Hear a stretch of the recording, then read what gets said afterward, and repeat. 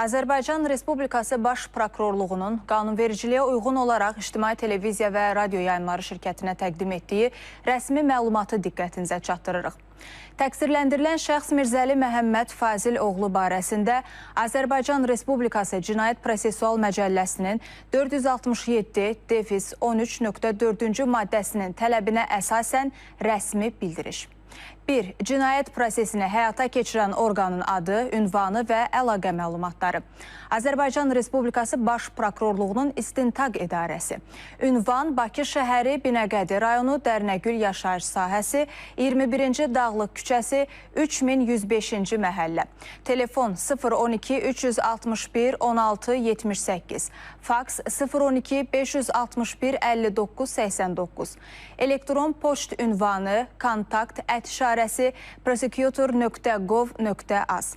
2. Çağırış vərəqəsinin verilməli olduğu şəxsin prosessual statusu, soyadı, adı və atasının adı. Təqsirləndirilən şəxs 27 may 1976-cı il təvəllüdlü Mirzəli Məhəmməd Fazil oğlu. Şəxsiyyət vəsiqəsinin seriyası 09390949. Fin 60LU57Z. 3. Çağırışa gəlmənin vaxtı və yeri.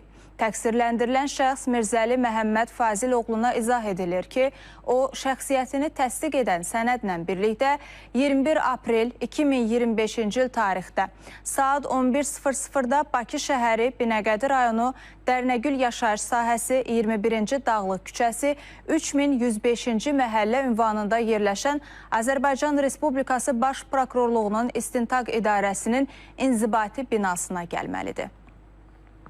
4. Təqsirləndirilən şəxsə münasibətdə ittihamın mahiyyəti.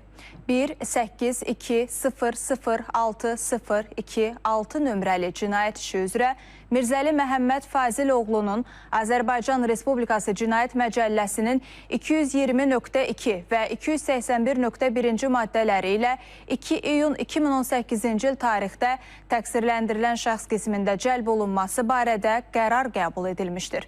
Qərara əsasən onun 2018-ci ilin əvvəllərində Azərbaycan Respublikasında hakimiyyətin zorla ələ keçirilməsinə yönələn, habelə hakimiyyət nümayəndələrinin qanuni tələblərinə fəal şəkildə tabe olmamaqla və zorakılıqlarla müşayiət olunan kütləvi ixtişaşlar etməyə qəsdən açıq çağırışlar etməsinə əsaslı şübhələr müəyyən edilmişdir.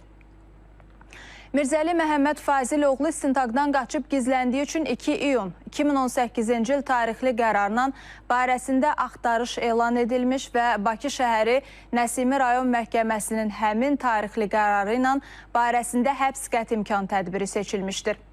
5. Çağırılan şəxsin prosessual hüquq və vəzifələrinin izahı.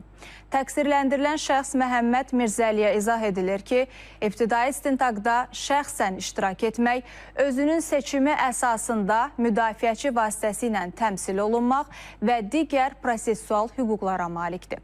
Müdafiəçidən istifadə etmək istədiyi halda müdafiəçi barədə məlumatları cinayət prosesini həyata keçirən orqana göndərməlidir.